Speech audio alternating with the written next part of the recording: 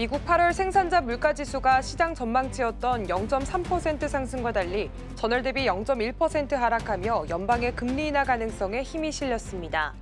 이번 발표 직후 주가지수 선물은 상승했고 국채금리는 하락세를 보였습니다. 미국의 8월 생산자 물가지수가 하락세로 나타나자 트럼프 대통령은 인플레이션은 없다고 주장했습니다.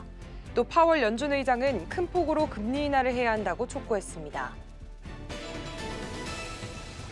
트럼프 대통령이 관세와 러시아산 원유 수입 등을 두고 이견을 빚어온 인도와 무역 협상을 계속하고 있다고 밝혔습니다. 트럼프 대통령은 트루스 소셜을 통해 양국이 성공적인 결론을 맺는 데 어려움이 없을 것이라 확신한다고 밝혔습니다.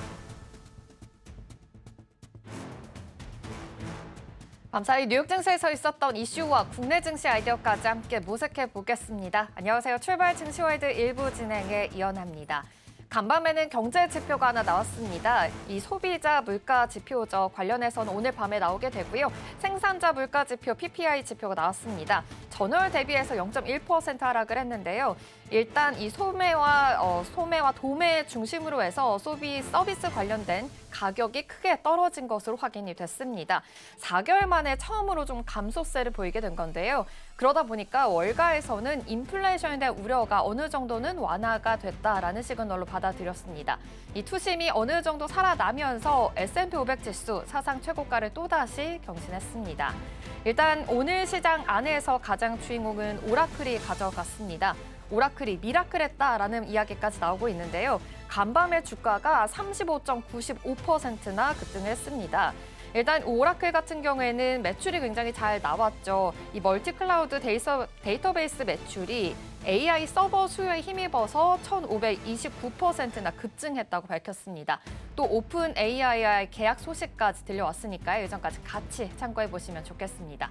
그럼 오늘 시장 안에서도 어떠한 이슈들을 체크해 봐야 될까요? 출발 증시월드 1부 본격적으로 시작하겠습니다.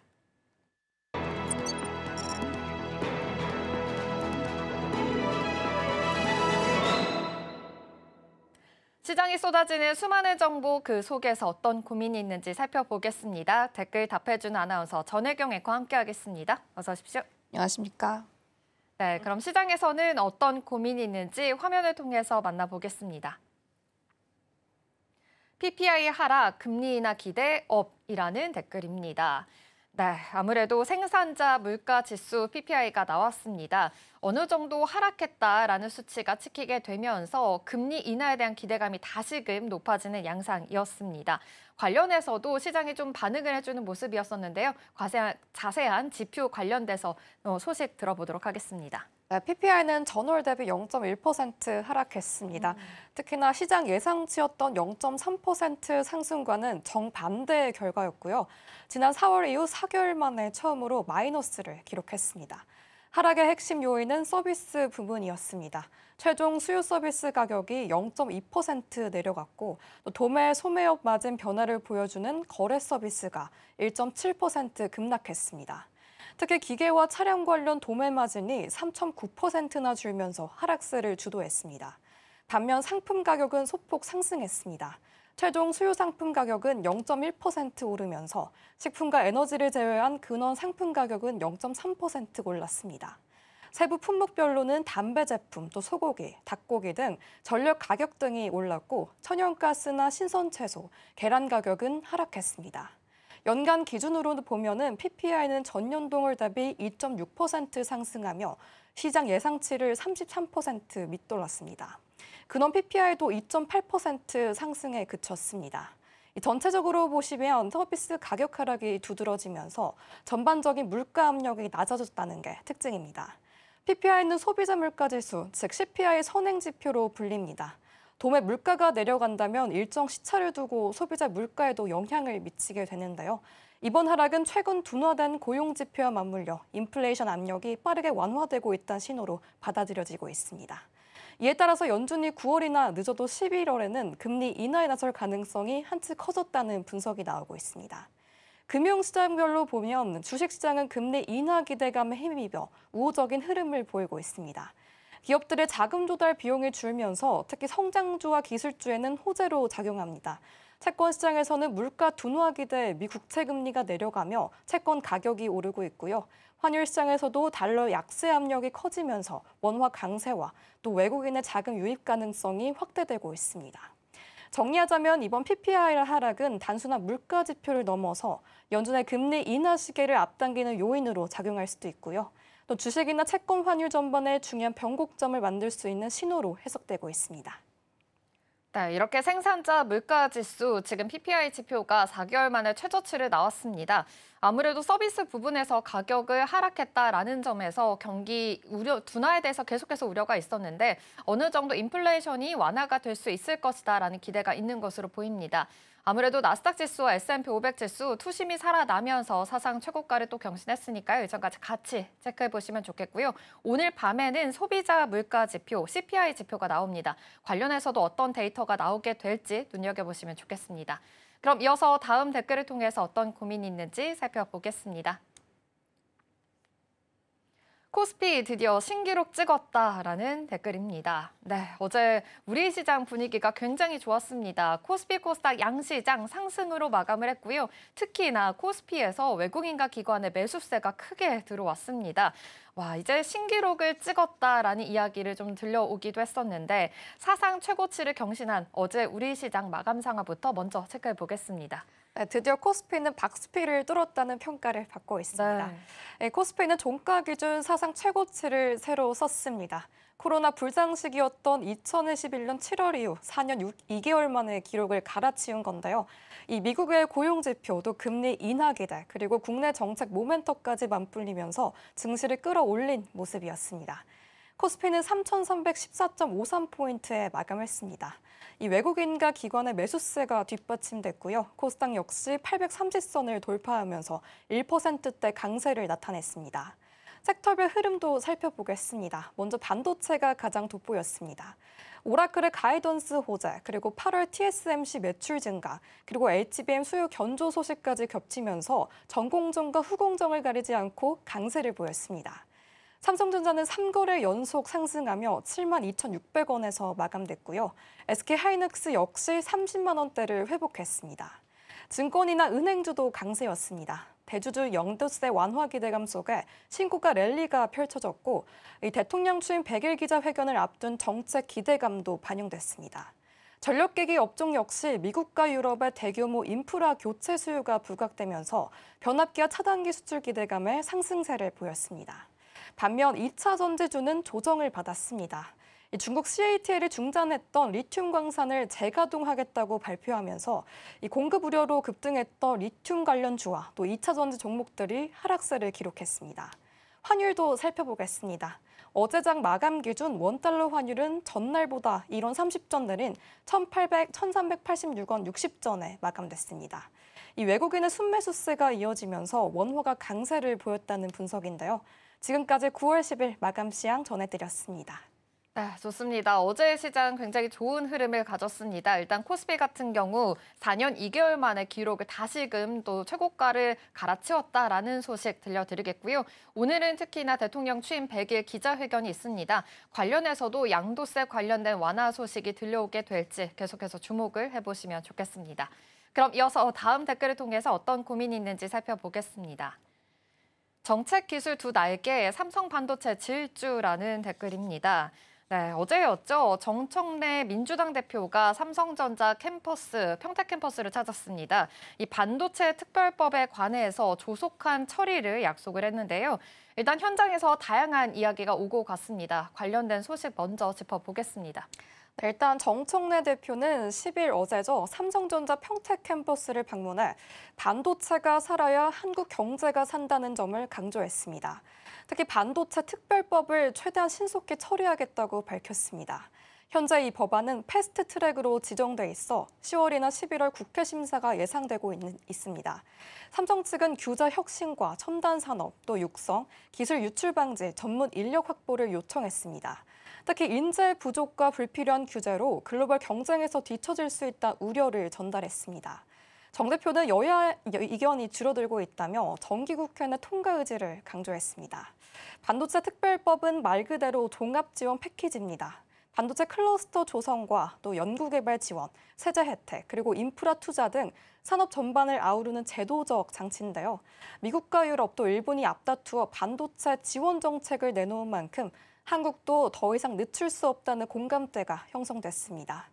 결국 이번 간담회는 정치권과 산업계가 반도체 특별법은 시급하다는 데 뜻을 모은 자리였다고 해석할 수 있겠습니다. 네, 아무래도 반도체 안에서의 전략들이 계속해서 좀 키워지고 있는 것으로 보입니다. 특히나 제도적 기반을 마련하기 위해서 속도를 내고 있는 모습으로 체크가 되고 있는데요.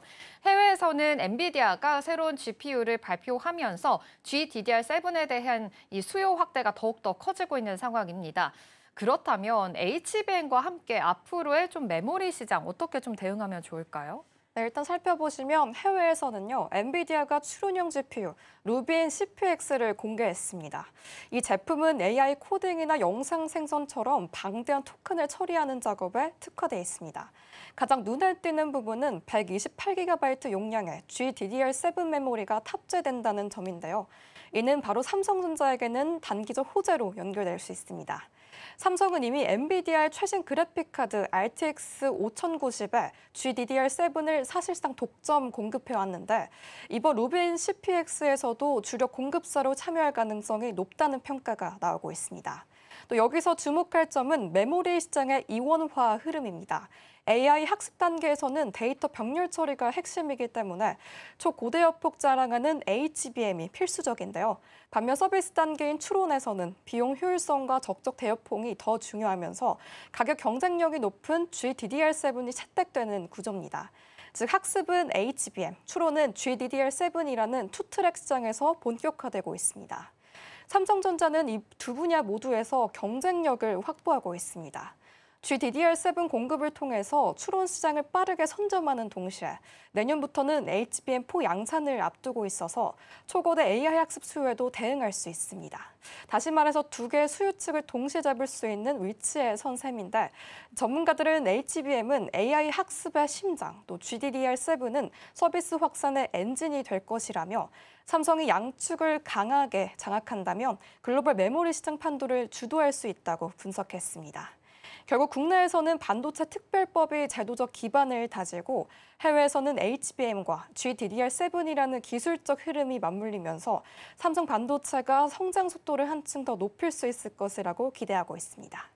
네, 삼성전자 입장에서는 지금 양축을 함께 성장하기 위해서 노력하고 있는 상황입니다. HBM뿐만이 아니라 GDDR7까지 양축에 대해서 지금 시장 판도를 바꿀 수 있다라는 전략들이 있으니까요. 함께 참고를 해보시면 좋겠고요. 아무래도 한국 반도체 산업이 글로벌 경쟁 속에서 좀 새로운 기회를 찾을 수 있을 것이다라는 기대감도 있으니까요. 이 점까지 같이 참고해보시면 좋겠습니다. 댓글 답해준 아나운서는 여기서 마무리하도록 하겠습니다. 전혜교 앵커와 함께했습니다. 고맙습니다.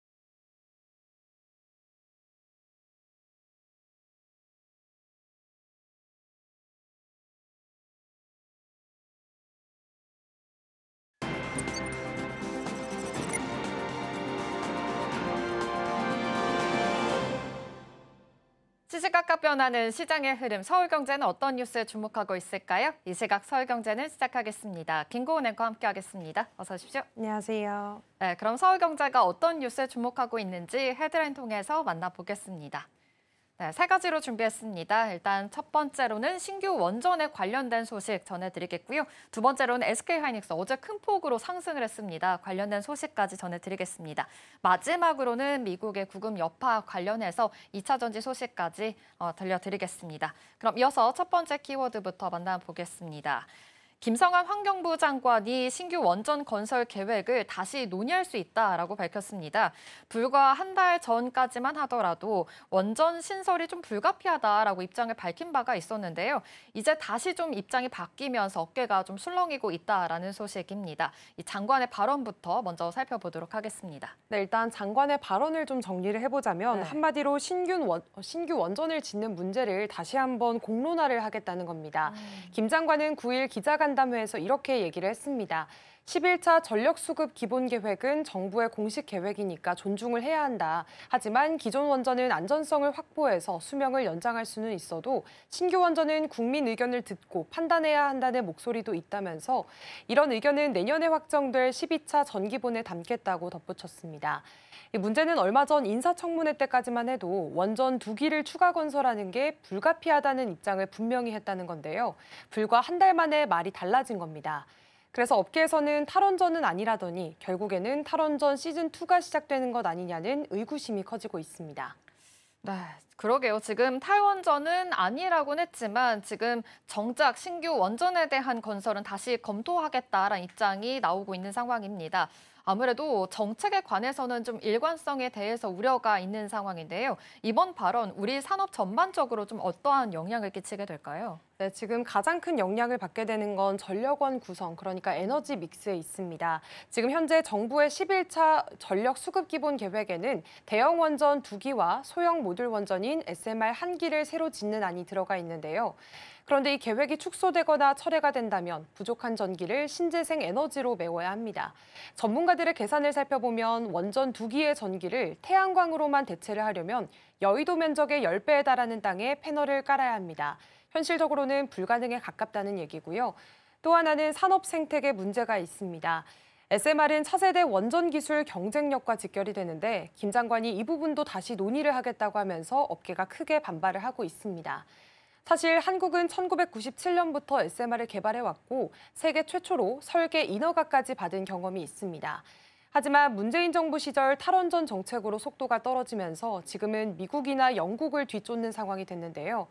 업계에서는 국내에서 SMR을 실제로 건설하지 않으면 해외 수출도 불가능하다는 우려가 나오고 있습니다. 결국에는 이제 우리의 원전 경쟁력이 더 약해질 수 있다고 보시면 되겠습니다.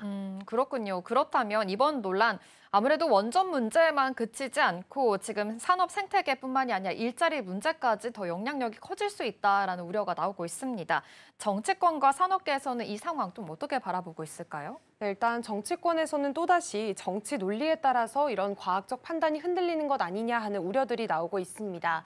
실제로 11차 전기본도 처음에는 대형 원전 3기를 짓는 안이었는데 국회 논의 과정에서 2기로 줄어든 바가 있습니다. 이번에도 그런 비슷한 상황이 반복될 수 있다는 거고요. 전문가들은 원전은 부지 확보나 인허가 절차만 해도 시간이 오래 걸리는데 이렇게 계속 미루게 된다면 현실성이 더 떨어진다고 지적을 하고 있습니다. 지금 산업계의 시선은 더 절박합니다. 원전 관련 중소기업들은 국내에서 신규 원전 건설이 있어야 일감을 이어갈 수 있습니다. 만약 건설이 중단되면 전문 인력과 기술 기반이 약해질 수밖에 없는데요. 실제로 이제 문재인 정부 시절에 신규 원전이 중단이 되면서 일부 건설사들은 원전 인력을 해체 사업이나 폐기물 처리 쪽으로 돌려야 했습니다. 업계에서는 지금 같은 상황이 또 벌어질까 봐 걱정하는 분위기입니다. 김 장관은 스스로 탈원전 장관이 아니라 탈탄소 정책을 추진하는 장관이라고 강조를 했지만 지금 현장에서는 신뢰가 흔들리고 있는 상황이고요. 결국에는 내년에 확정될 12차 전기본이 원전 산업과 에너지 정책 전반에 중요한 분수령이 될 것으로 보입니다. 네, 아무래도 원전과 관련해서 정책적인 일관성을 계속해서 가져갈 수 있느냐에 대해서 지금 계속해서 논란이 있는 상황이고요. 또 원전 산업 생태계가 좀 어떻게 지켜지는지에 따라서도 계속해서 좀 핵심이 될 수 있으니까요. 함께 지켜보시면 좋겠습니다. 아무래도 좀 신중하고 투명한 논의가 필요하다라는 이야기가 많이 나오고 있으니까요. 이전까지 같이 참고해 보시면 좋겠습니다. 그럼 이어서 두 번째 키워드로 넘어가 보겠습니다. 네, SK하이닉스가 네이버 클라우드와 손을 잡았습니다. 차세대 AI 메모리 실증에 들어갔는데요. HBM을 이끌고 있는 SK하이닉스, 이제는 이른바 포스트 이 HBM 전략으로 지금 계속해서 본격화하고 있는 것으로 보입니다. 이번 협력은 어떤 의미가 있는지 살펴보겠습니다. 네, 일단 이번 협력은 한마디로 차세대 AI 메모리를 실제 환경에서 검증한다는 데 의미가 있습니다.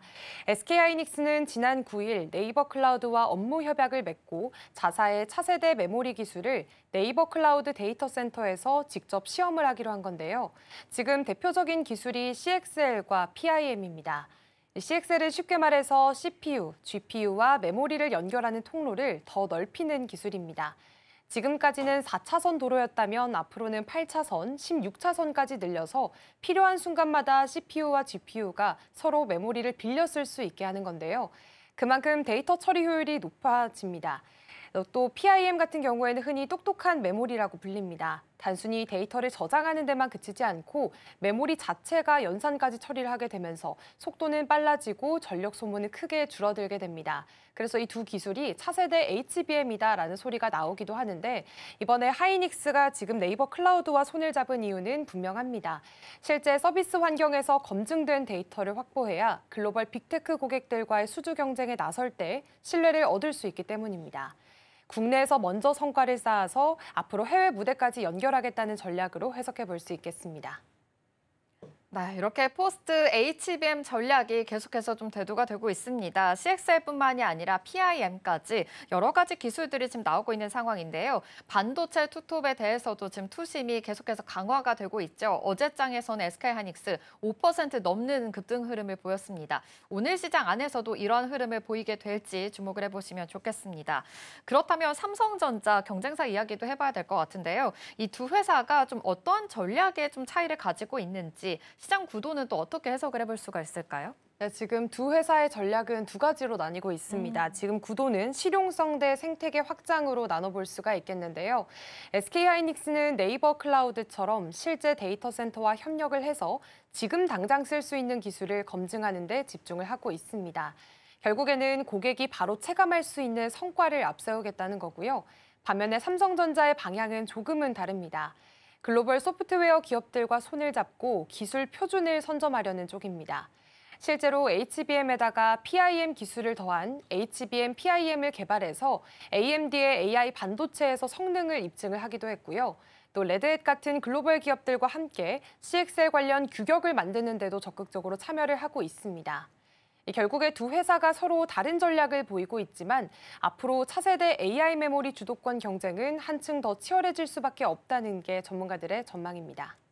네, 이렇게 삼성전자와 SK하이닉스의 차이점, 아무래도 실용성 그리고 이 생태계 확장에 대해서는 좀 전략이 다른 것으로 보입니다. 그럼에도 불구하고 차세대 AI 메모리 경쟁에서는 계속해서 같은 포지션 가지고 있으니까요. 함께 체크해 보시면 좋겠습니다.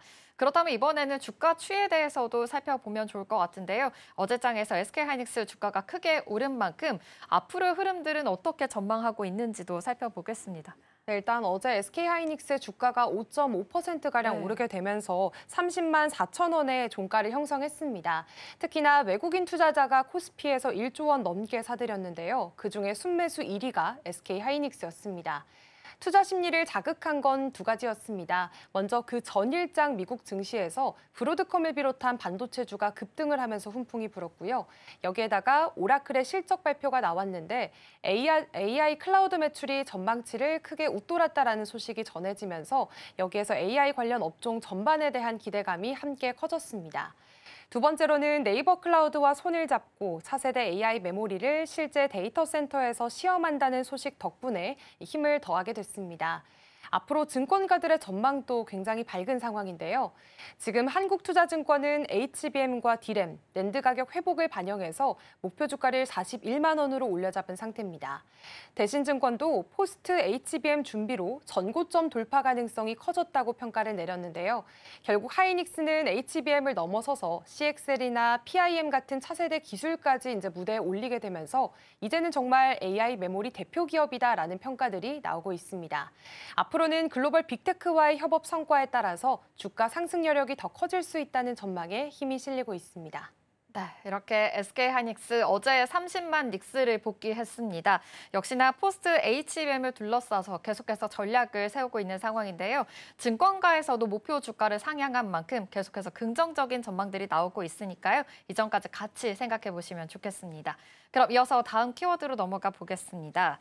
LG 에너지 솔루션이 최근에 미국의 이민 당국의 단속으로 인해서 한국인 근로자 300여 명이 구금되면서 좀 우려가 커진 상황이 있었죠. 그런데 LG 에너지 솔루션의 공장 건설 일정에는 좀 차질이 없다라는 이야기가 나왔습니다. 지금 현재 상황부터 짚어보겠습니다. 네, 지금 우선 오하이오나 애리조나 그리고 미시간 공장은 대부분 정상적으로 공사가 진행이 되고 있습니다. 특히나 오하이오 혼다 합작 공장은 공사 중단은 없고 거의 마무리 단계에 들어섰다라는 현재 확인까지 나왔는데요.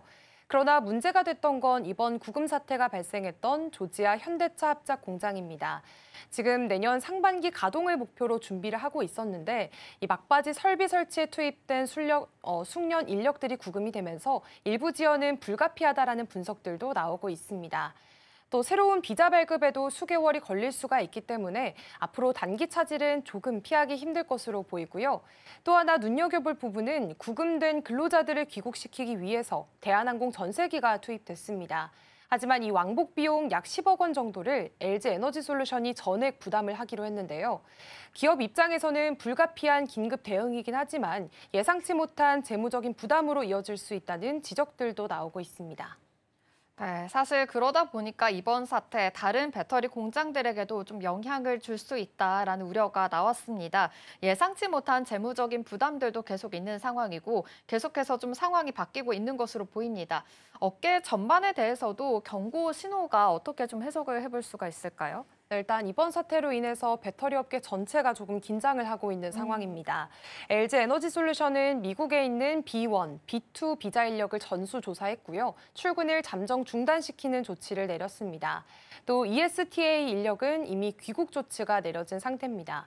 그리고 다른 배터리 업체인 삼성 SDI와 SK온도 같은 상황인데요.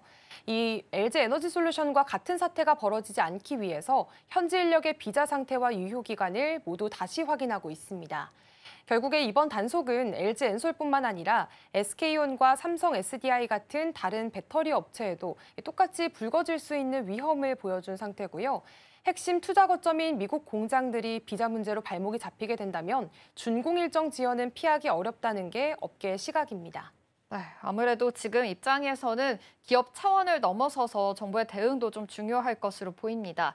현재 정치권과 또 정부에서는 어떻게 지금 움직이고 있는 상황일까요? 네, 지금 이재명 대통령은 9일에 열렸던 국무회의에서 국민 안전에 대한 큰 책임감을 느낀다면서 구금된 인원 전원이 모두 무사히 돌아올 때까지 철저히 관리를 하라고 지시를 내렸습니다. 또 한국 기업과 국민 활동에 부당한 침해가 다시는 일어나서는 안 된다면서 미국과 제도 개선을 협의하겠다고 강조를 했는데요. 정부는 이번 일을 계기로 해서 한국 동반자법, 즉 한국 전문 인력을 위한 별도의 비자 신설을 다시 추진하겠다는 계획입니다. 하지만 미국 내 반이민 정서가 워낙 강하다 보니까 실제 이 법이 통과가 되기는 쉽지 않다라는 우려들도 나오고 있습니다. 결국에 이번 사태는 단순히 LG엔솔 한 공장의 문제를 넘어서서요. 앞으로 한미 간 제도적 신뢰를 어떻게 보완할지에 대한 과제를 던졌다고 보시면 되겠습니다. 네, 지금 한국인 근로자 구금 사태, 귀국 전세기가 미국 시간으로 현지 시간 11일에 정오에 출발할 예정이라고 합니다. 이전까지 같이 포착해 보시면 좋겠고요. 양국 협력뿐만이 아니라 제도 개선 문제로까지 좀 연결이 될 수 있으니까요. 이전까지 계속 뉴스 팔로우업을 하셔야 될 것 같습니다. 이 시각 서울경제는 잠시 후에 또다시 찾아뵙도록 하겠습니다. 김고은 앵커와 함께했습니다. 고맙습니다. 고맙습니다.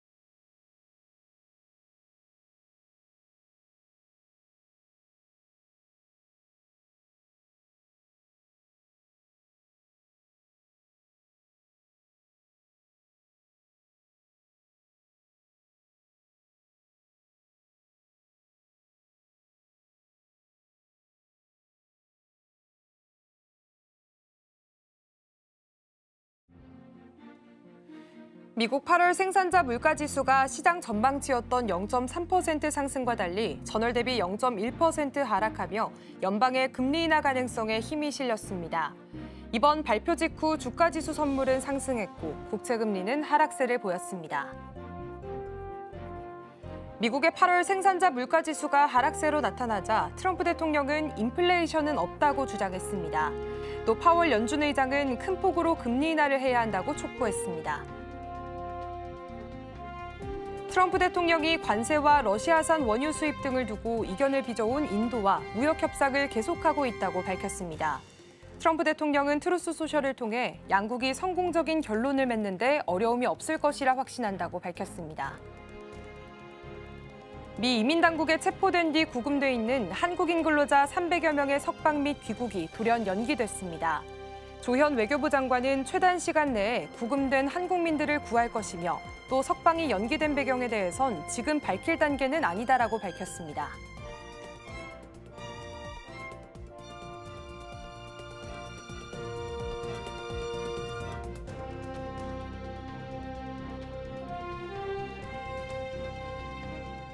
네, 밤사이 뉴욕 증시 마감 상황과 어제장 우리 국내 증시 분위기까지 자세하게 짚어보겠습니다. 일단 간밤 뉴욕 증시에서는 경제 지표가 발표가 됐죠. 소비자 물가 지표, 이 생산자 물가 지표에 대해서 계속해서 주목을 하고 있는 시장인데요.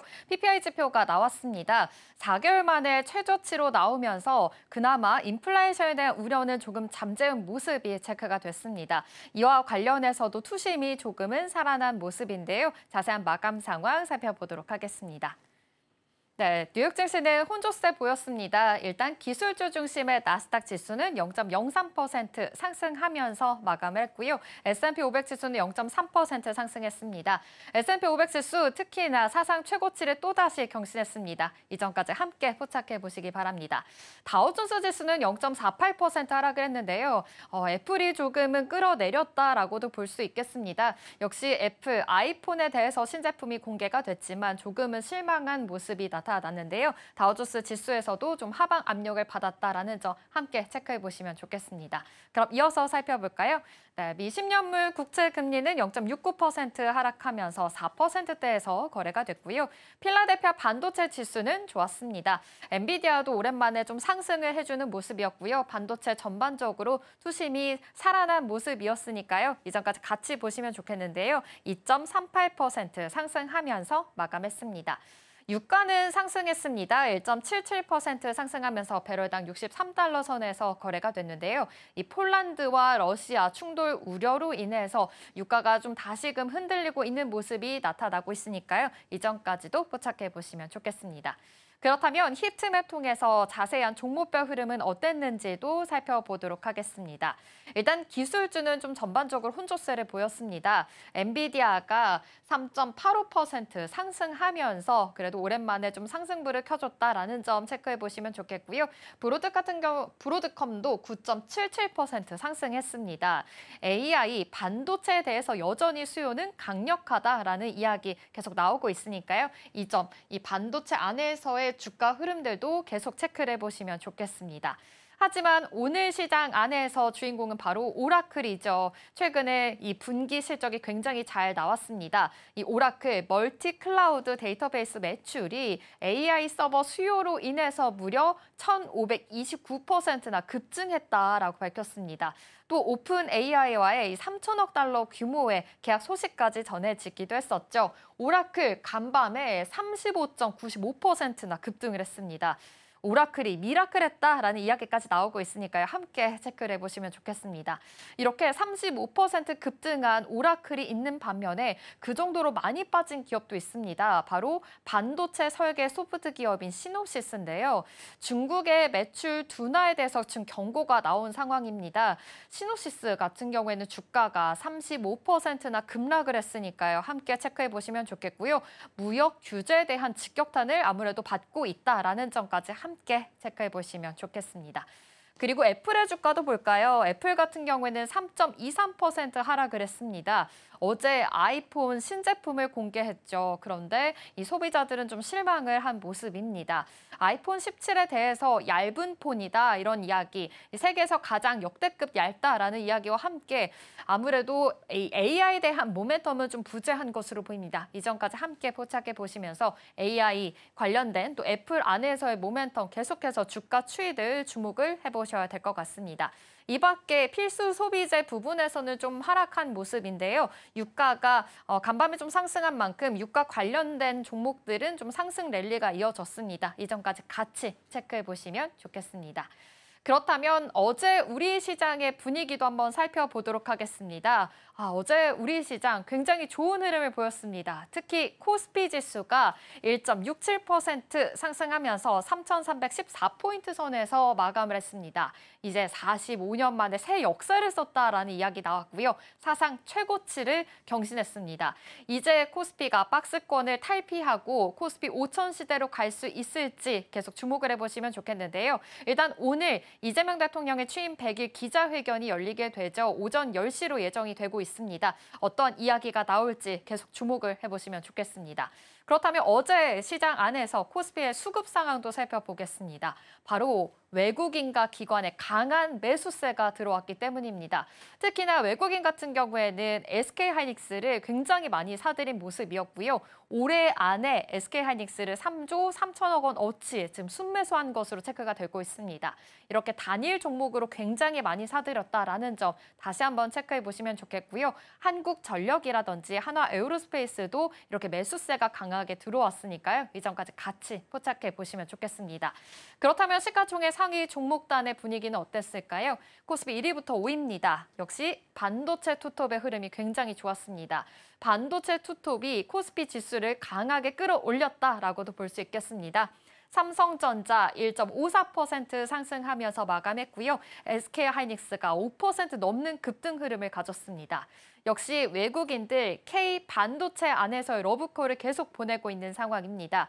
요즘 HBM에 대한 수요도 견조한 상황이고요. 또 마벨에 대해서 지금 콜 테스트를 통과했다라는 소식과 함께 계속해서 AI에 대한 모멘텀 살아있는 상황이니까요. 함께 체크해 보시면 좋겠습니다. 이 밖에 한화에어로스페이스도 2% 반등 흐름을 가졌습니다. 관련해서도 방산 쪽으로 이 순환매가 계속해서 돌고 있으니까요. 함께 체크해 보시면 좋겠습니다. 그렇다면 6위부터 10위도 살펴보겠습니다.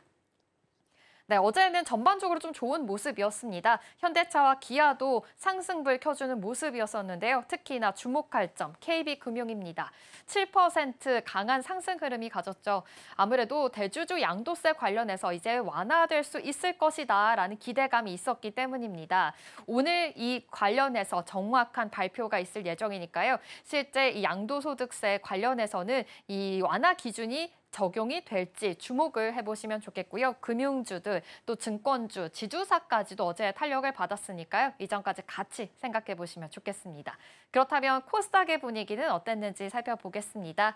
네, 어제 코스닥도 좋았습니다. 0.99%, 1% 가까운 상승 흐름을 가졌고요. 833포인트 선에서 마감을 했습니다. 수급도 바로 체크해 볼까요? 네, 코스닥에서는 외국인과 기관 역시나 쌍끌이 매수세 들어왔다라는 점 체크해 보시면 좋겠고요. 금리 인하에 대한 기대감이 지금 있는 모습이죠. 외국인과 기관, 바이오 종목들 안에서의 순환매가 계속 돌고 있고 매수세가 그래도 꾸준하게 이어지고 있다라는 점까지 함께 체크해 보시면 좋겠습니다. 그럼 시가총액 상위 종목들의 분위기도 살펴보겠습니다. 네, 알테오젠 2% 가까운 상승 흐름 가졌습니다. 48만 6천 원 선에서 마감을 했는데요. 이 코스피 이전 상장에 대한 기대감 역시나 계속 있는 모습이고요. 임상실험과 관련해서도 바이오 종목 안에서 알테오젠 계속해서 좋은 주가 추이 보이고 있으니까요. 이 점 체크해 보시면 좋겠습니다. 이 밖에 파마 리서치가 이 코스닥에서 시총 3위까지 올라왔었는데 연일 좀 하락하면서 다시 5위로 좀 내려앉은 모습입니다. 4.6% 빠지면서 64만 1,000원 선에서 마감을 했습니다. 그래도 미용기기 관련해서는 리쥬란과 관련돼서 역시나 모멘텀은 살아있다라는 점에 전망들이 나오고 있는데요. 갑자기 급상승을 해서인지 차익 실현이 조금은 나오고 있는 모습으로 체크가 되고 있습니다. 시가총액 5위에 자리 잡았다라는 점까지 함께 체크해 보시면 좋겠습니다. 그렇다면 6위부터 10위도 살펴보겠습니다. 네, ABL 바이오는 0.1% 소폭이지만 하락했고요. 레인보우 로보틱스가 어제 3% 강세를 보였습니다. 정부와 기업, 학계가 공동으로 2029년까지 휴머노이드를 상용화하겠다라는 이야기가 어제 나왔습니다. 이렇게 휴머노이드 상용화 이야기가 나올 때마다 로봇주 전반적으로 훈풍이 불 수 있으니까요. 이전까지 같이 생각해 보시면 좋겠고요. 2029년까지 상용화를 목표로 해서 달려나가겠다라는 정부의 이야기가 있었으니까 로봇주 안에서의 오늘 주가 추이는 어떻게 흘러가게 될지까지 체크해 보시면 좋겠습니다. 이 밖에 리가켄바이오는 상승, HLB도 1.7% 상승했고요. 3,000당 제약, 그래도 이 바이오 종목 안에서의 좀 강한 시세 보였습니다. 5%의 반등 흐름 보였으니까요. 같이 체크해 보시면 좋겠습니다. 이렇게 어제장의 분위기가 굉장히 좋았습니다. 코스피, 코스닥 양시장 큰 폭으로 상승을 했고요. 코스피가 이제는 최고가를 경신한 모습이 체크가 되고 있습니다. 오늘 시장 안에서 가장 중요한 점, 이 이재명 대통령이 취임 100일 기자회견에서 어떠한 이야기가 나오게 될지 주목을 해보시면 좋겠습니다. 이렇게 전반적으로 외국인들의 매수세가 좀 들어온 모습이고요. 반도체 안에서도 좋은 흐름을 보였습니다. 하지만 어제 시장 안에서 그래도 중요했던 좀 이슈가 있어서 이 점 짚어보려고 합니다. 바로 애플과 관련된 소식인데요. 다음 장 통해서 살펴보도록 하겠습니다. 네, 어젯밤이었죠. 애플이 2025 신제품을 공개를 했습니다. 총 8개의 신제품 라인업이 소개가 됐는데요. 아이폰을 비롯해서 에어팟까지 올해 최고의 이 신제품을 발표를 하게 된 겁니다. 이 캘리포니아주의 애플파크에서 공개 행사가 있었는데요. 이 신제품 출시를 앞두고 정말 관심이 정말 뜨거웠습니다. 특히 팀 쿡 CEO가 이렇게 얘기했습니다. 그 어떤 제품과도 비교 불가라고 하면서 기대감을 한껏 끌어올린 모습이 체크가 됐는데요. 아무래도 자신감을 드러냈던 제품이 어떤 건지 먼저 살펴보도록 하겠습니다. 다음 장 보시면요. 네, 역대 가장 얇은 아이폰 에어가 공개가 된 겁니다. 세계에서 가장 얇은 스마트폰이었습니다. 이렇게 아이폰 안에서는 보시는 것처럼 4개의 제품이 공개가 됐습니다. 이 중에서도 단연 눈에 띈 제품이 아이폰 에어입니다. 이름처럼 정말 가장 얇다라는 점을 전면에 내세우게 된 건데요. 두께가 5.6mm였고요. 기존의 아이폰 16 시리즈의 7.8보다 무려 2mm나 얇아진 거다라고도 볼 수 있겠습니다. 최근에 갤럭시 S25 엣지보다도 더 얇아서 세상에서 더 가장 얇은 스마트폰이다라는 타이틀까지 차지하게 된 겁니다. 얇아진 만큼 뒷면의 디자인에서는 좀 논란이 있었습니다. 후면부의 카메라를 감싼 그 긴 플래토가 좀 있었기 때문인데요. 카메라 부분에서 렌즈가 아무래도 좀 튀어나올 수밖에 없겠죠. 그래서 카툭튀가 아무래도 더 도드라져 보인다라는 지적들이 나왔습니다. 애플 측에서는 이런 카메라 센서뿐만이 아니라 핵심 부품들을 좀 넣어야 되기 때문에 불가피한 구조다라고 설명한 만큼 함께 체크해 보시면 좋겠고요. 아이폰 17에 대해서 기본 모델 안에서도 좀 변화를 줬습니다. 디스플레이가 더 넓어졌고요. 전면 카메라도 2배 이상 화소가 업그레이드가 됐습니다. 사진이라든지 영상 촬영 자주 하시는 분들에게는 확실하게 좀 체감할 수 있는 변화라고 하니까요. 이전까지 기억해 보시면 좋겠고요. 프로라든지 프로 맥스 모델은 더 강력해졌다고 합니다. A19 프로 칩으로 인해서 성능과 효율성을 끌어올렸고요. 디스플레이 부분에서는 더 밝아진 OLED가 있다고 합니다. 또 카메라 부분도 이 바가 새롭게 디자인이 될 만큼 이전까지 같이 생각해 보시면 좋겠는데요. 다음 장도 한번 살펴볼까요? 네, 에어가 얼마나 얇은지 보니까요. 이 손가락 크기보다 훨씬 얇고 역시나 세상에서 가장 얇은 스마트폰이다라는 점이 확인이 됐습니다. 이전까지 같이 지금 이 안에서의 데이터 부분까지도 확인을 해보시면 좋겠고요. 역시나 배터리 부분 그리고 카메라 부분에서도 성능 향상이 도드라졌다라는 점까지 보시면 좋을 것 같습니다. 하지만 AI 부분에서는 좀 실망감이 있었다라는 것까지 있었는데요. 그 점은 잠시 후에 짚어보도록 하겠습니다. 그럼 이어서 다음 장도 살펴보도록 하겠습니다. 네, 다음은 에어팟 프로입니다. 역시나 관련해서 에어팟이 같이 나왔는데요. 여러 가지 웨어러블 제품이 공개가 됐습니다. 에어팟 프로 3가 눈길을 끌었는데요. 특히 인공지능 기반에 관련해서 실시간 번역 기능이 또 탑재가 됐다고 합니다. 외국인과 자연스럽게 이제는 대화를 이어갈 수도 있다라고 이야기했는데요. 이 에어팟 프로 바로 끼기만 하면 된다면 지금 이렇게 바로 통역이 될 수 있다라는 기대감이 있으니까요. 이 점 체크해 보시면 좋겠고요. 올해 안에 한국어를 포함해서 4개 언어가 추가가 될 예정이라고 합니다. 처음으로 심박수와 칼로리 측정까지 들어갔다고 합니다. 이렇게 심박과 칼로리를 함께 기록을 할 수 있고 운동하면서 유용하게 쓸 수 있다라는 기대감도 있고요. 또 노이즈 캔슬링 관련해서도 성능이 굉장히 좋아졌다고 합니다. 전작보다 2배 이상 향상이 됐다고 하니까요. 함께 이 관련돼서 노이즈 캔슬링도 경험해 볼 수가 있고요. 배터리가 또 많이 늘었습니다. 최대 8시간으로 늘어나면서 한층 편리해졌다라는 점까지 함께 포착해 보시면 좋겠습니다. 그렇다면 다음 이 신제품도 볼까요? 애플워치입니다. 애플워치 11과 울트라 3인데요. 애플워치 사용하시는 이 투자자분들 굉장히 많으실 것 같습니다. 일단 시리즈 11 같은 경우에는 배터리가 24시간으로 늘었습니다. 굉장히 오랫동안 사용할 수가 있고 여기에 더해서 고혈압 알림과 또 수면 점수 같은 이 건강관리 기능이 더 강화가 됐다고 합니다. 울트라 3 같은 경우에는 위성통신 기능을 탑재했는데요. 휴대폰이 터지지 않는 산이라든지 바다에서도 SOS를 보낼 수 있다고 합니다. 여기에 더해서 배터리도 더 늘어났습니다. 최대 42시간, 저전력 모드에서는 72시간까지 사용이 가능하다고 합니다. 정리해보자면 아이폰 17 시리즈 관련해서는 더 얇아졌고 강력해졌지만 디자인 안에서는 호불호가 걸리고 있고 또 배터리 한계다라는 과제가 있는 상황이고요. 에어팟과 애플워치 같은 경우에는 AI뿐만이 아니라 건강, 배터리 이런 키워드를 살려서 사용자 경험을 확실히 끌어올리는 경험을 할 수 있으니까 함께 체크해보시면 좋겠습니다. 이 디자인 부분 또 성능 부분에서도 여러 가지 변화가 시도가 됐다라는 점 함께 체크해 보시면서요. 애플 신제품 관련해서도 계속해서 눈여겨보시면 좋겠습니다. 그렇다면 증권가에서는 어떻게 평가하고 있는지 살펴보도록 하겠습니다. 시장에서의 반응이 좀 좋지 못했습니다. 논란보다는 냉담이다라는 포지션 있죠. 사실 어제장 안에서 애플이 좀 주가 추이가 좋지 못했고요. 오늘 시장 안에서도 애플의 주가가 하락하는 모습이 나타났습니다.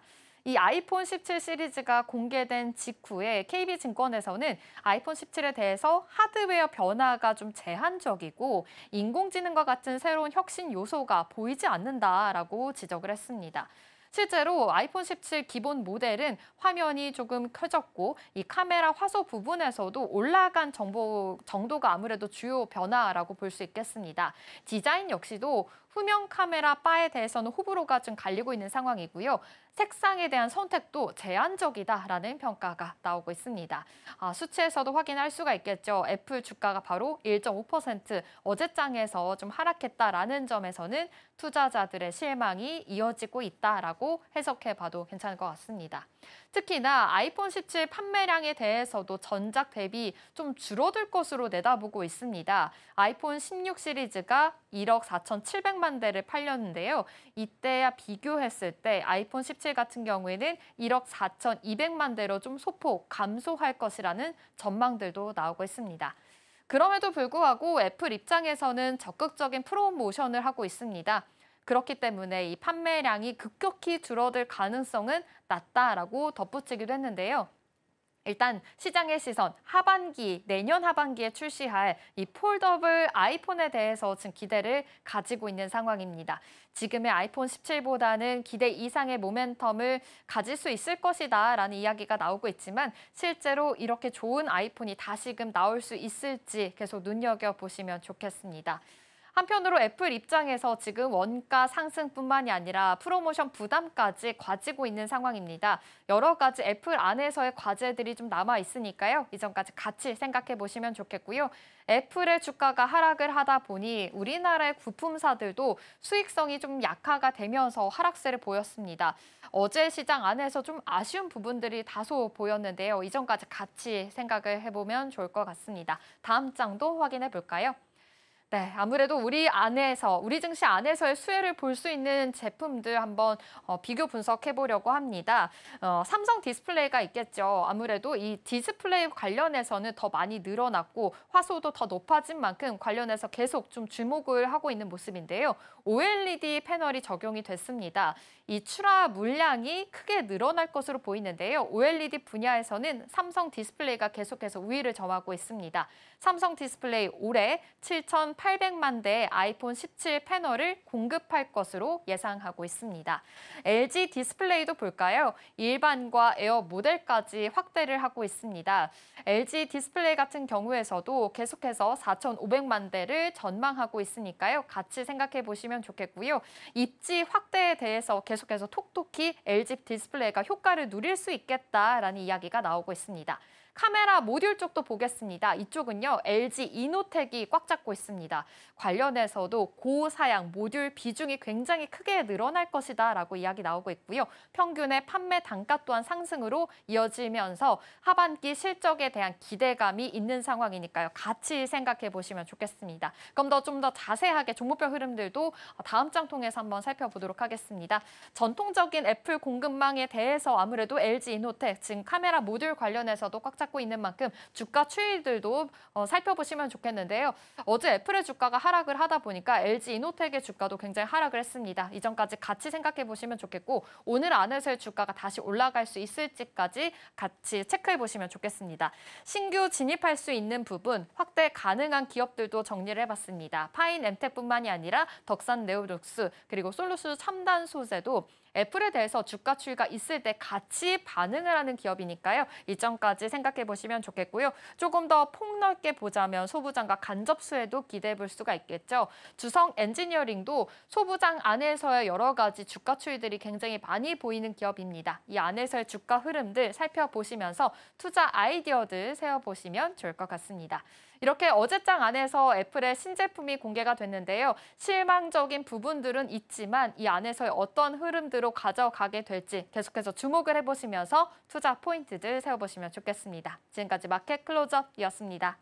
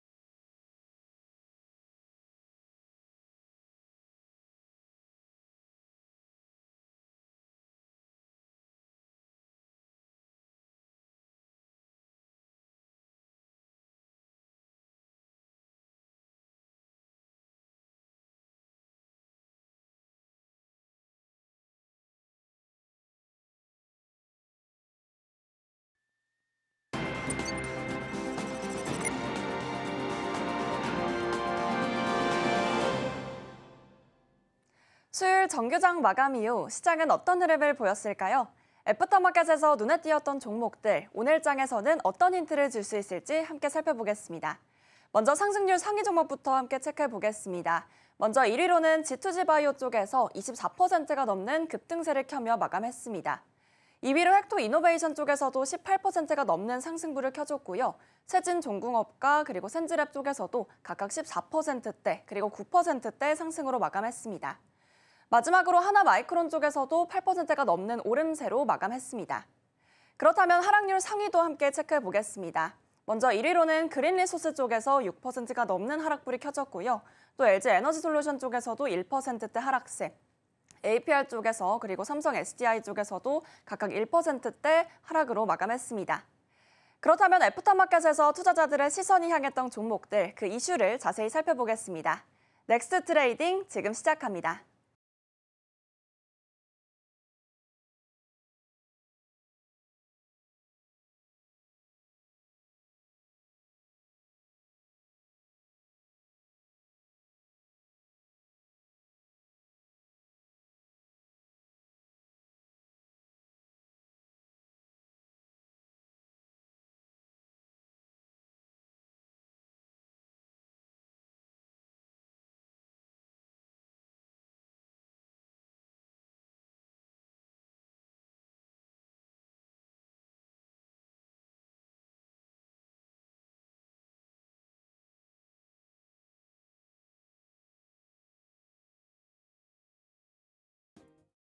네, 그럼 이어서 애프터마켓에서 눈에 띈 종목들 하나씩 체크해 보겠습니다.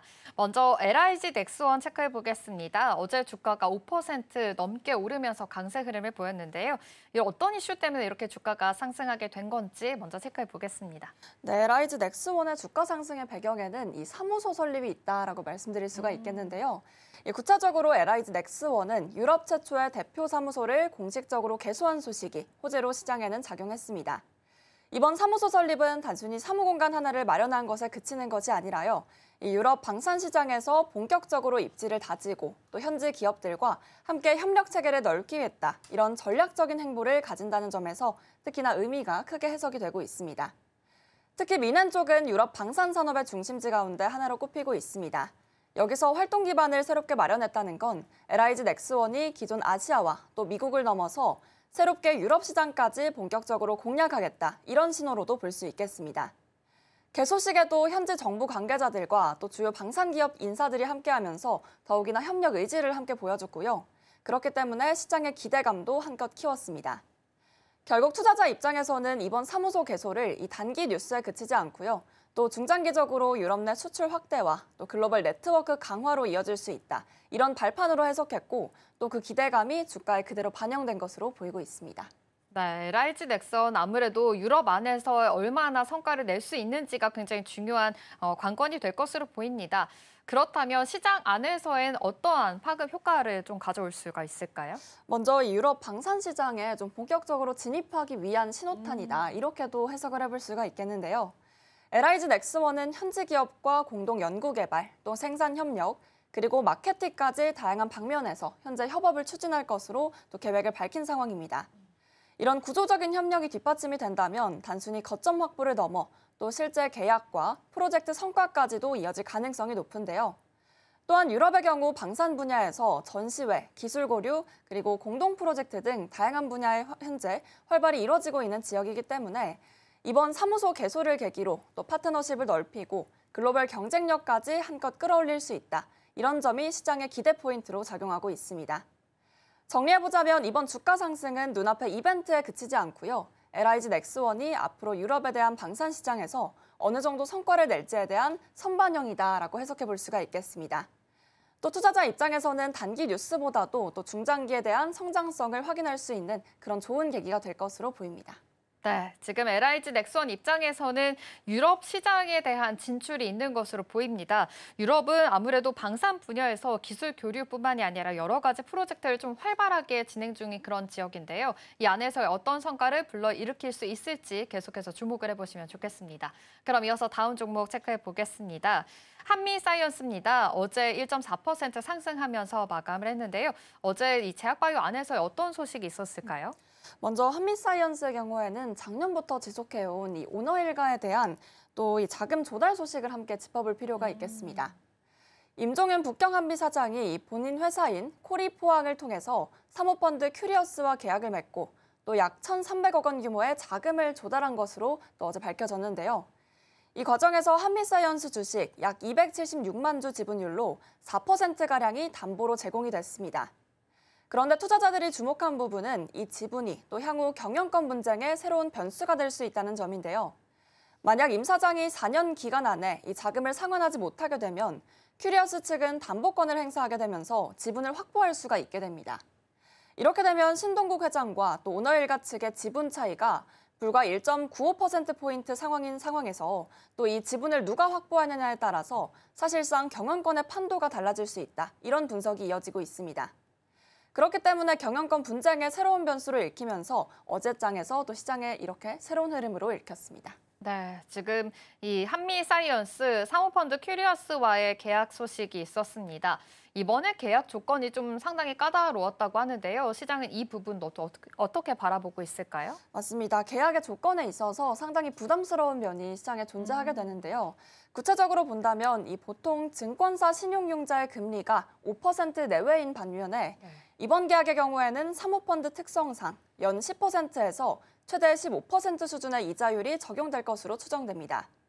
게다가 담보 가치가 약 1,100억 원 정도인데 실제 조달 금액은 또 1,300억 원 가량이기 때문에 이 추가적인 담보 제공이나 또 주가 하락 시에 굉장히 불리한 조건이 붙어질 가능성도 함께 제기가 되고 있습니다.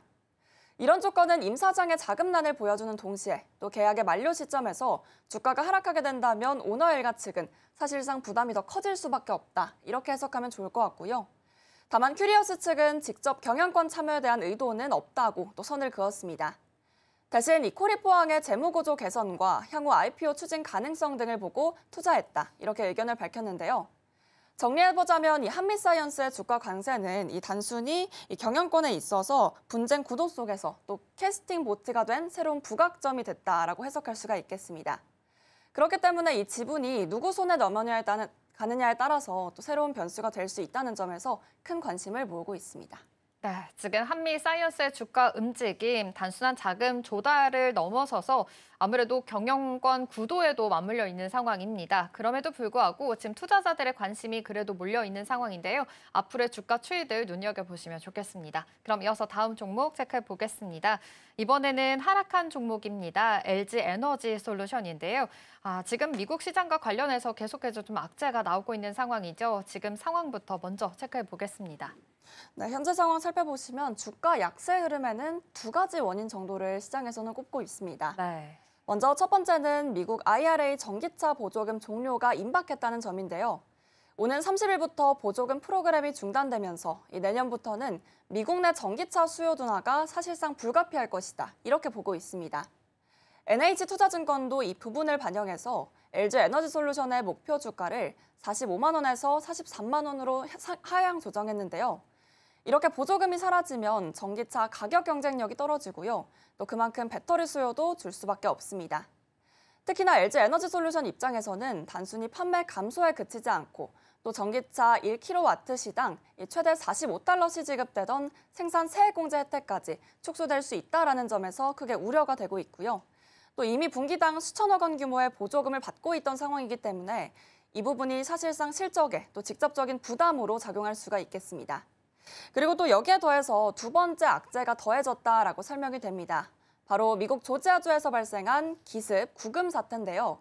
이 현지 합작 배터리 공장을 건설하던 한국인 직원 300여 명이 미 당국에 의해서 단속되고 또 구금된 사건이 있었죠. 이 여파로 인해서 공사 차질이 불가피해졌다. 이런 분석도 함께 이어지고 있습니다. LS증권 쪽에서는 이 사건을 반영해서 목표 주가를 30만 원으로 현재 낮췄던 것으로 또 파악이 되고 있고요. 배터리 공장은 단순히 건물을 세우는 것이 아니라 또 엔지니어들이 현장에서 함께 조율을 해야 되는 과정이기 때문에 사실상 그렇게 해야만 수율이 안정되게 됩니다. 이번 사태로 엔지니어 활동이 어느 정도 위축이 되면서 생산 라인 구축에 지연이 발생할 가능성이 커졌고요. 그렇게 된다면 내년 실적 전망치에도 아무래도 부정적인 영향을 피할 수 없다라는 시각이 유효한 상황입니다. 네, 지금 LG 에너지 솔루션 관련해서 여러 가지 좀 악재들이 있는 상황입니다. 아무래도 가장 큰 것이 지금 현재 발생하고 있는 기습 구금 사태 이게 되겠죠.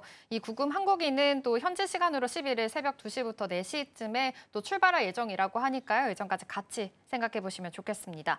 그렇다면 K 배터리 시장 안에서의 전략들도 좀 생각을 해보시면 좋을 것 같은데요. 아무래도 이런 악재들 다른 업체로까지 좀 파급 효과가 있겠다라는 우려가 지금 발생하고 있는데 이런 가능성은 또 어떻게 바라보고 있을까요? 네, 맞습니다. 사실 LG 에너지 솔루션에서만 움직이는 내용이 아니고 이 K배터리 전반적인 밸류체인에도 또 영향을 줄 수가 있겠는데요.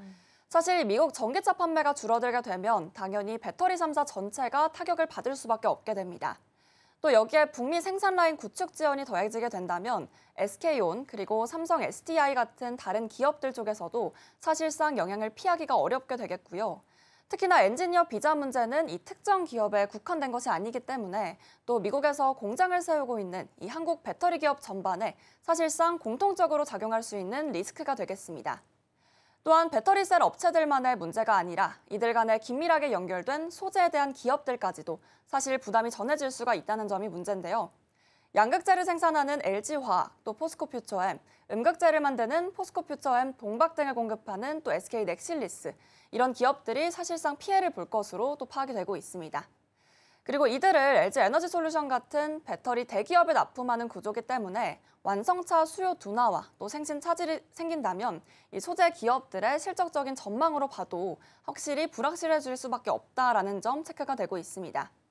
그렇기 때문에 정리를 해보자면 이 LG 에너지솔루션의 약세는 단순히 한 기업의 약재로 끝나는 것이 아니라요. 이 전기차 수요 둔화와 또 현지 공장 리스크라는 두 개의 축이 현재 동시에 드러났다라고 해석할 수 있겠습니다.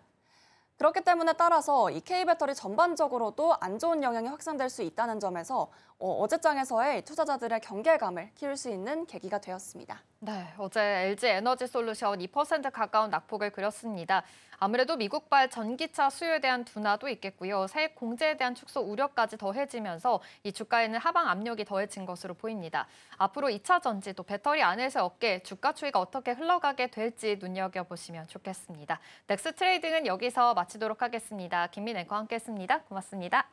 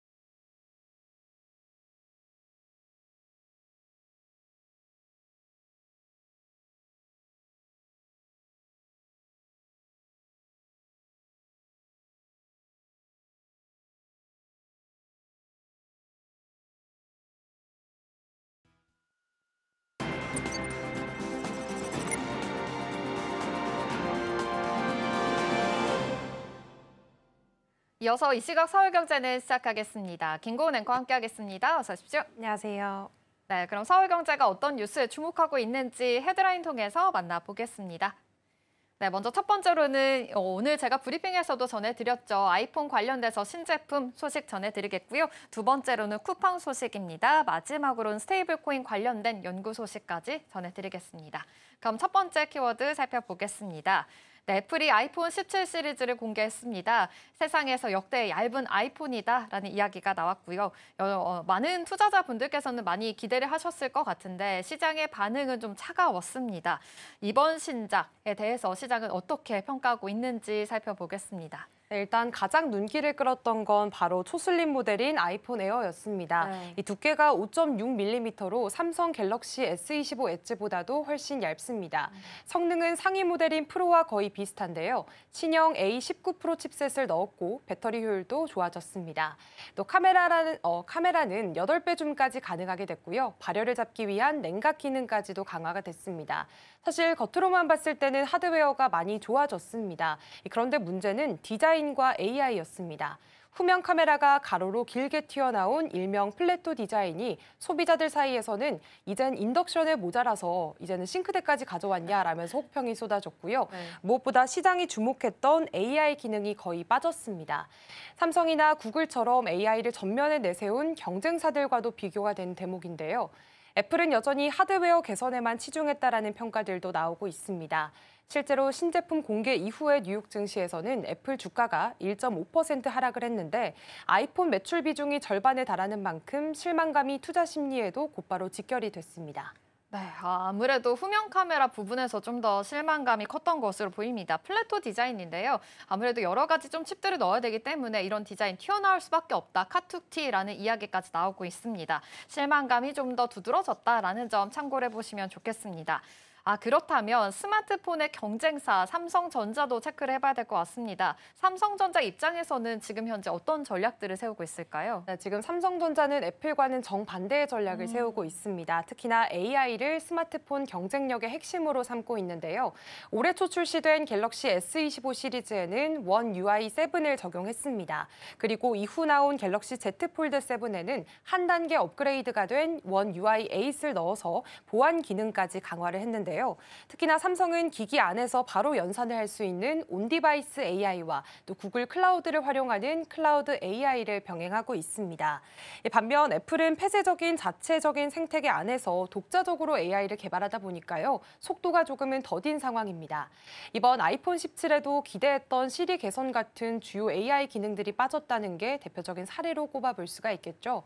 결국 삼성은 하드웨어와 소프트웨어를 동시에 끌어올리면서 이 시장을 주도하고 있다는 평가를 받고 있습니다. 반면 업계에서는 이번 아이폰 17의 공개가 오히려 삼성의 한판승을 더 뚜렷하게 보여줬다는 분석까지도 나오고 있습니다. 네, 맞아요. 요즘에 아이폰이 공개가 되면서 오히려 지금 삼성전자에게는 한판승이다라는 이야기까지 두드러지고 있습니다. 또 삼성전자 올해 신제품을 또 연달아 내놓기도 했었죠. 곧 선보일 트라이폴드 폰에 대해서도 기대감이 굉장히 많은 상황입니다. 앞으로의 흐름 변화들 어떻게 예측해 볼 수가 있을까요? 네, 일단 시장 점유율을 살펴보면 애플의 독주가 예전만큼은 못한 상황입니다. 지금 일본 시장에서 애플 점유율은 2분기 기준으로 46%까지 떨어졌고요.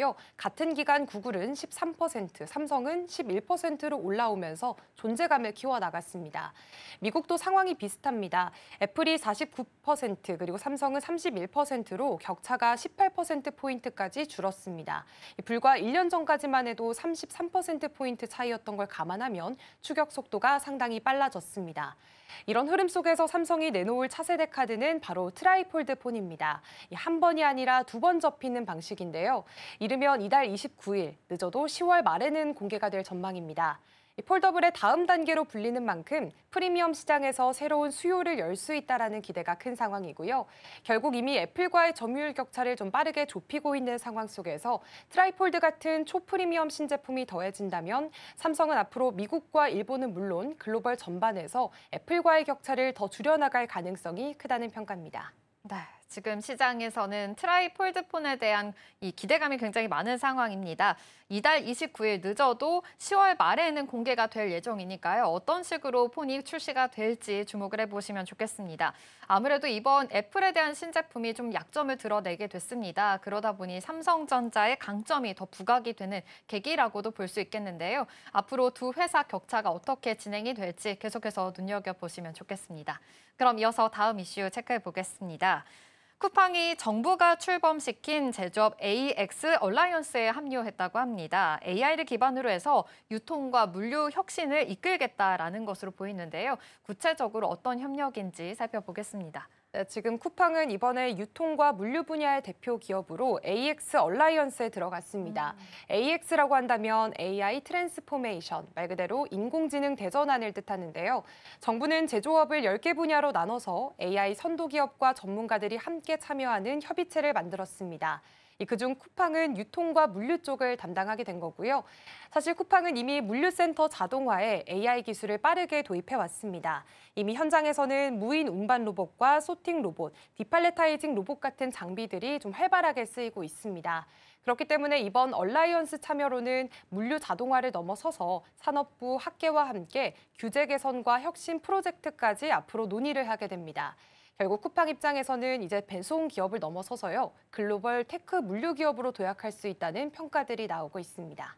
네, 근데 여기에서 좀 우려되는 부분도 있습니다. 바로 최대 투자자인 소프트뱅크가 이 쿠팡의 지분을 좀 대거 팔았다는 소식인데요. 이 배경은 또 어떻게 될까요? 네, 사실 소프트뱅크가 올해 들어서만 쿠팡 주식을 6천만 주, 지금 2조 2천억 원어치를 매각한 상황입니다. 상장 직후에는 37% 정도였던 지분율을 이제 17% 정도로 줄인 건데요. 이번 8월 말에 이어졌던 매각은 투자 전략 변화와 정책 리스크가 맞물린 결과로 보여지고 있습니다. 소프트뱅크는 최근 오픈 AI와 함께 5천억 달러 규모의 스타게이트 프로젝트를 추진하고 있고요. 지금 AI와 반도체 쪽에 집중을 하고 있는 모습을 보이고 있습니다. 쿠팡에서 차익을 거둔 자금을 이쪽으로 옮긴 건데요. 여기에다가 최근 국내 정책 환경도 부담으로 작용을 했습니다. 노란봉투법 통과로 인해서 물류 인건비가 늘어날 수 있고 온라인 플랫폼법 논의가 이제 쿠팡에게는 규제 리스크가 됐습니다. 마침내 이 당시 주가가 52주 최고가를 찍은 시점이었기 때문에 소프트뱅크 입장에서는 매도 타이밍이 좋았던 셈인데요. 다만 경영권에는 변화가 없습니다. 김범석 의장이 여전히 70% 이상의 의결권을 갖고 있고요. 대신 글로벌 기관 투자자들의 지분이 늘어나고 있는데 이 경우에는 배당 확대나 주가 관리 요구는 커질 수가 있겠습니다.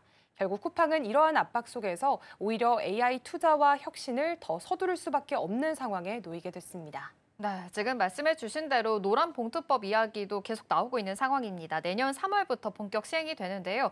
그렇다면 쿠팡 같은 물류 기업들에게는 좀 어떠한 영향을 미치게 될까요? 네, 일단 이 노란봉투법의 핵심이 원청의 책임이 더 커진다는 건데요. 사실 지금 쿠팡처럼 직접 고용과 간접 고용이 섞여 있는 구조 속에서는 협상 창구가 굉장히 복잡해집니다. 파업이 생기면 원청이 직접 책임을 져야 하는 건데 또 이제 정리해고나 구조조정까지 단체 행동 사유에 이번 법안에 포함이 되게 되면서 기업 입장에서는 불확실성이 훨씬 커진 상황입니다. 정부는 6개월 동안 지침을 만들어 나가겠다고 했지만 현장에서는 인건비 부담과 분쟁 비용이 늘 가능성이 큰데요. 특히나 이 쿠팡 같은 물류 기업들은 비용 압박을 줄이기 위해서는 AI와 자동화 투자를 더 늘릴 수밖에 없다라는 얘기들이 계속해서 나오고 있습니다. 이번 법안이 노동권 보장이라는 취지는 분명하긴 하지만 결과적으로 봤을 때는 기업들이 사람보다는 로봇 기술에 더 의존을 해야 되는 아이러니한 상황이 벌어지고 있습니다. 네, 아무래도 정책과 관련해서는 리스크가 계속 있을 수밖에 없다라는 점 체크해 보시면 좋겠고요. 그래도 쿠팡 입장에서는 제조업 AX 얼라이언스에 합류하게 됐다라는 소식까지 전해드렸습니다. 그렇다면 다음 키워드 넘어가 보겠습니다. 스테이블코인 관련된 이야기인데요. 중국이 사실상 지금 가상자산을 전면 금지해 왔습니다. 그동안. 그런데 최근에는 위안화와 함께 연동된 이 스테이블코인 관련된 연구를 추진하고 있다라는 소식이 들려왔습니다. 지금 강경한 태도를 좀 바꾼 건데 어떤 입장일까요? 네, 일단 중국의 움직인 가장 큰 이유는 바로 위안화의 국제화 때문이었습니다. 최근 중국 국가자연과학재단이 스테이블코인 관련한 연구를 진행하고 있는데요. 중국이 이 연구팀의 보조금까지 지원을 하면서 달러 기반 스테이블코인의 확장이 위안화의 도전이 될 수 있다라고 공식적으로 언급을 한 겁니다. 중국은 2021년부터 가상자산 거래와 채굴을 금지해왔지만 지금 미국과 일본 그리고 유럽이 스테이블코인을 제도권으로 끌어들이는 모습을 보면서 뒤처질 수가 없었던 겁니다. 실제로 올해 6월 위안화의 글로벌 결제 비중이 2.9% 수준에 불과했고요. 달러는 47%를 넘었습니다. 중국이 스테이블 코인을 통해서 달러 패권에 맞서려는 이유를 여기서 찾아볼 수가 있겠습니다. 네, 그럼 스테이블코인 관련해서도 국내 상황을 좀 점검해야 될 것 같습니다. 우리 기업들도 지금 빠르게 움직이고 있다고요? 네, 맞습니다. 지금 국내 기업들도 굉장히 발빠르게 움직이고 있는데요. 먼저 업비트를 운영하는 두나무가 최근 블록체인 행사에서 글로벌 진출을 공식 선언했습니다. 자체 블록체인인 기와체인과 전자지갑 기아 월렛을 사용했고요. 여기에다가 원화 기반 스테이블 코인을 지원하겠다라고 밝힌 상태입니다. 국내 2위 거래소인 빗썸도 독자적인 블록체인 구축을 검토 중에 있습니다. 그렇기 때문에 사실 지금 해외 거래소에서는 이미 앞장서고 있는 모습들을 보이고 있으니까 국내 거래소들도 글로벌 경쟁력을 확보해야겠다라는 그런 의미가 보여지고 있고요. 앞으로는 원화 스테이블 코인과 자체 인프라를 반드시 갖춰야 한다라는 판단을 내린 것으로 보입니다. 네, 이렇게 기업들 지금 적극적으로 움직이고 있는데 사실 제도 부분에서는 아직까지는 걸음마 단계입니다. 제도권 준비에 대해서는 어느 정도 지금 준비 중이라고 볼 수 있을까요? 지금 우리 제도는 아직 초반 단계에 머물러 있습니다. 해외를 보면 상황이 다릅니다. 미국은 지난 7월에 지니어스 법안을 통과를 시켰고요. 일본도 2023년부터 자금결제법으로 스테이블 코인을 전자결제 수단으로 허용을 했습니다. 그리고 유럽연합 역시나 미카 법안을 통해서 스테이블 코인을 제도권 안에서 관리하고 있는 모습을 보여주고 있는데요. 반면 한국은 여전히 리스크 관리에만 치중을 하고 있습니다. 결국 달러 스테이블 코인이 결제와 송금에 자리 잡고 있는 이런 시대 속에서 한국만 늦어지게 된다면 앞으로 원화 금융 생태계가 위축될 수 있다는 경고들이 계속해서 나오고 있습니다. 네, 스테이블코인 같은 경우에는 금융 인프라와 직결이 됩니다. 그러다 보니 이 균형 잡힌 논의가 굉장히 필요한데요. 앞으로의 상황이 어떻게 흘러가게 될지 주목을 해보시면 좋겠습니다. 이 시각 서울경제는 여기서 마무리하도록 하겠습니다. 김고은 앵커와 함께했습니다. 고맙습니다. 고맙습니다. 출발 증시월드 1부가 준비한 소식은 여기까지입니다. 본 방송에서 제공하는 정보는 투자 판단을 위한 조언일 뿐 해당 종목의 가치와 수익률을 보장하지 않습니다. 이어지는 출발 증시월드 2부도 많은 시청 바랍니다. 함께해 주신 여러분 고맙습니다.